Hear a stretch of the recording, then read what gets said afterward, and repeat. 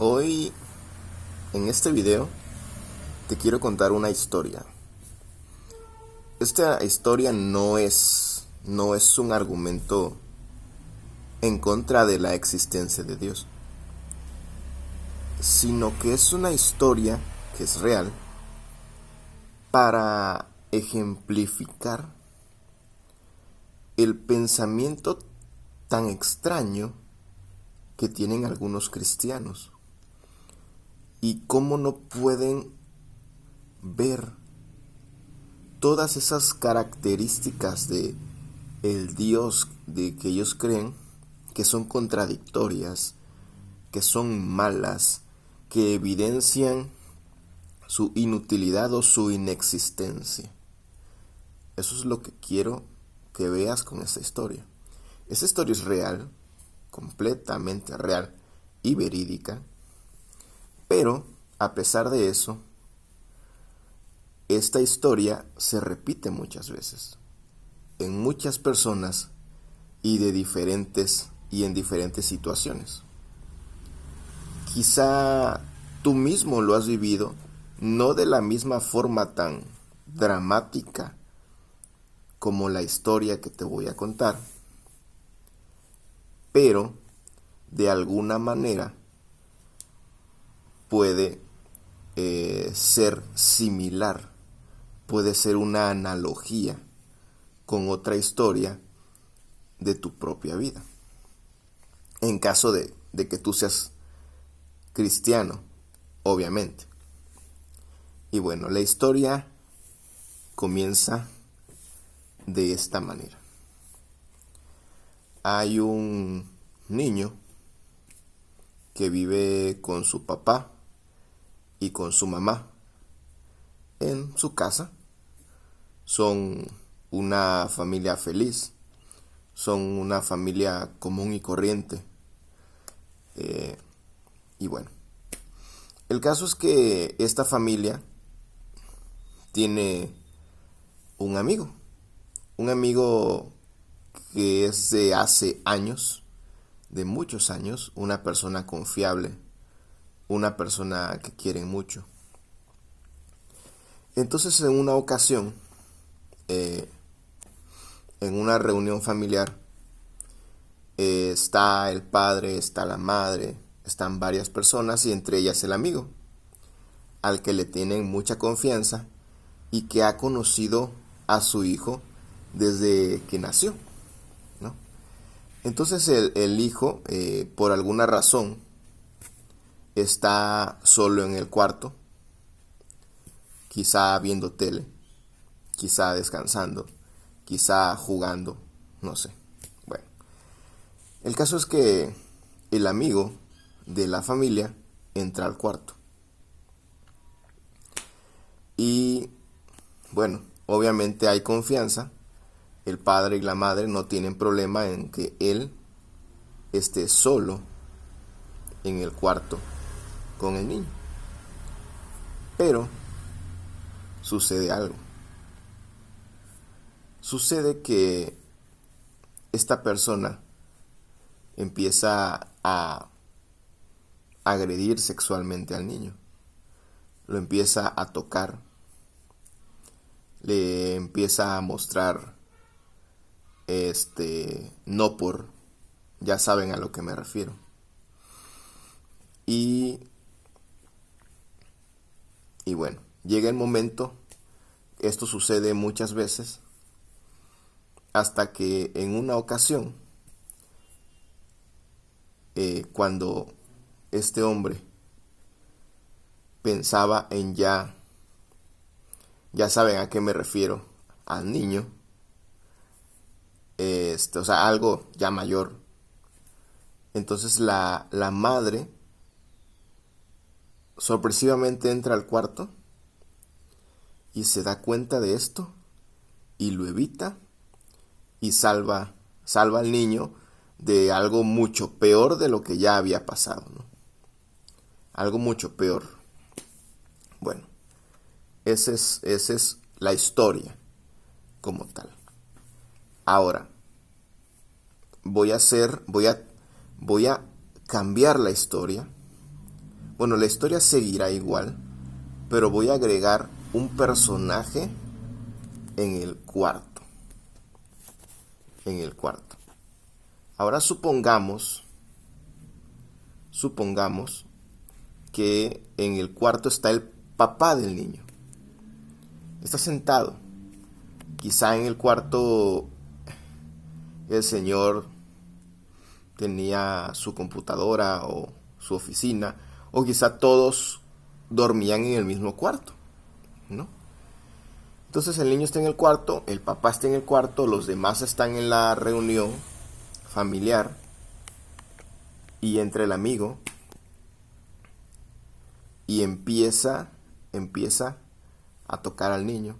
El papá se da cuenta pero no hace nada. Luego le empieza a mostrar pornografía. No por al niño, y el papá no hace nada. Y cuando ya va a ser lo peor, el papá se da cuenta y habla a su esposa, le grita: oye, mi amor, ven para acá, ven a ver al niño, ayúdalo. La esposa entra y pues evita la situación mayor, ¿no? Ahora, yo te pregunto a ti, ¿qué pensarías del papá de este niño? ¿Qué pensarías? ¿Qué pensarías? Obviamente pensarías que es un idiota, que es un imbécil, que es un estúpido, que incluso es cómplice, ¿verdad? Que incluso es cómplice de este pedófilo. Eso es lo que pensarías. Estoy seguro, ¿no? Porque él, viendo todo lo que está sucediendo, pudiendo evitar todo lo que está sucediendo, no lo hizo. Y estoy seguro que pensarías todos los adjetivos negativos para este padre. Es un imbécil, un idiota, un estúpido. Y es cómplice. Imagínate, es cómplice. Y él es el padre del niño. Ahora, un paréntesis en esta historia. Cuando yo conocí a esta persona que me contó esa historia, esta persona me dijo que